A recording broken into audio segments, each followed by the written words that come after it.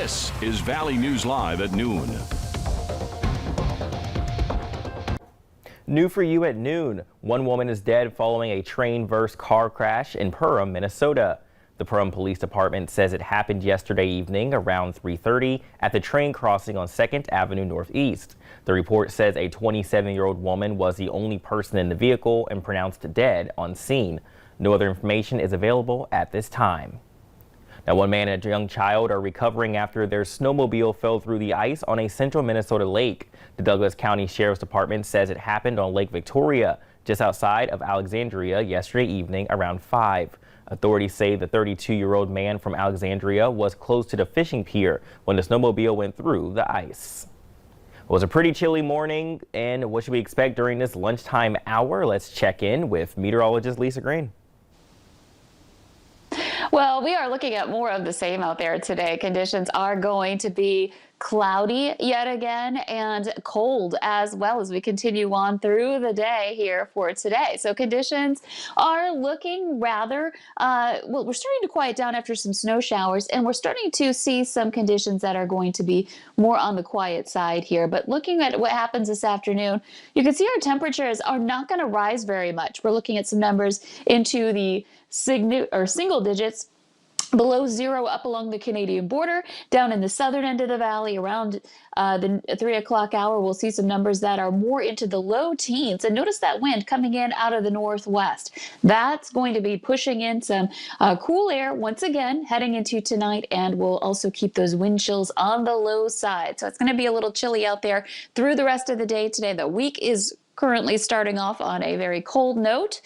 We will let you know if we've got some warmer weather heading our way and any new storm systems threatening us as well coming up in just a couple of minutes. We'll have details on that in just a bit. But again, today looking to be quite cold. We're going to see some snow showers that we've been seeing up in the Northern Valley wind down here through the afternoon. So details on all of that coming up in just a couple of minutes. We'll stay tuned with you and hear back with you in a minute about those details. Thanks again, Lisa.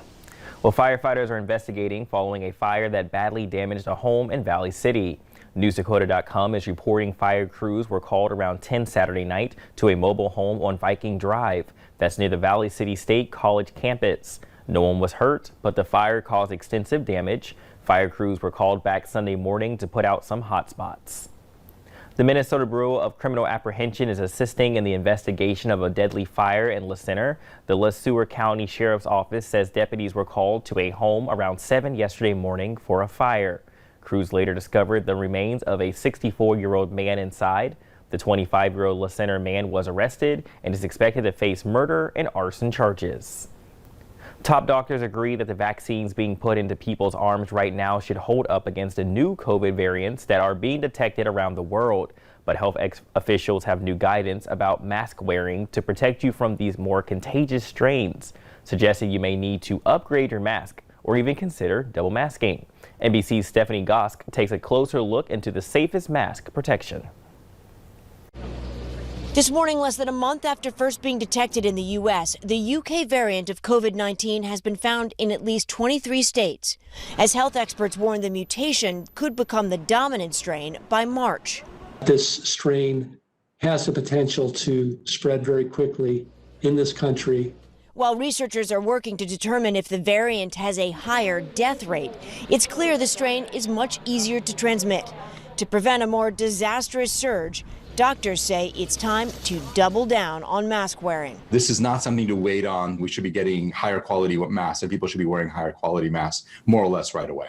While N95 masks are still the gold standard, blocking 95% of particles, they may be harder to find and should be reserved for healthcare workers.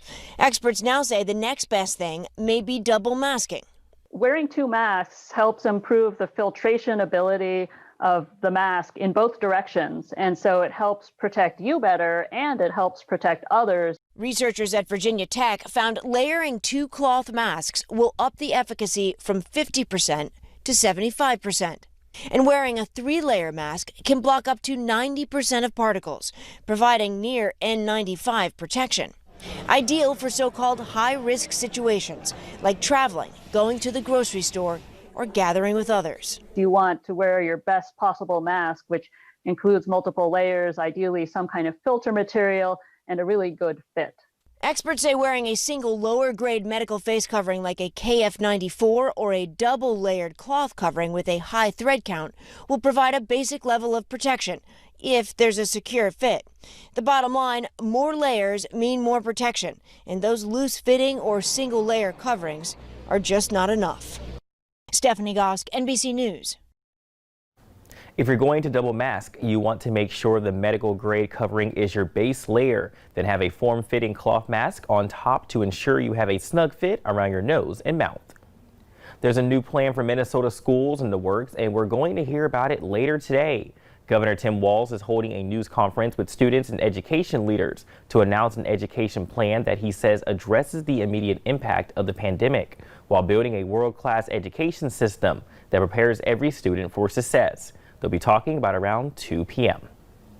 Well, 2 Minnesota lawmakers will introduce a bill this week to legalize sports betting. Gambling on games is legal in almost half of the United States, including Iowa and South Dakota. Now, bill sponsors say the plan would have good consumer protections and defund some organized crime that might be taking place with that money.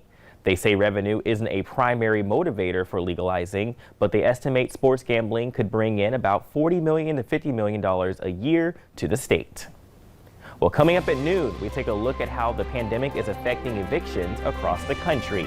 And chilly today, what should we expect this afternoon? Weather up next to plan your day with meteorologist Lisa Green.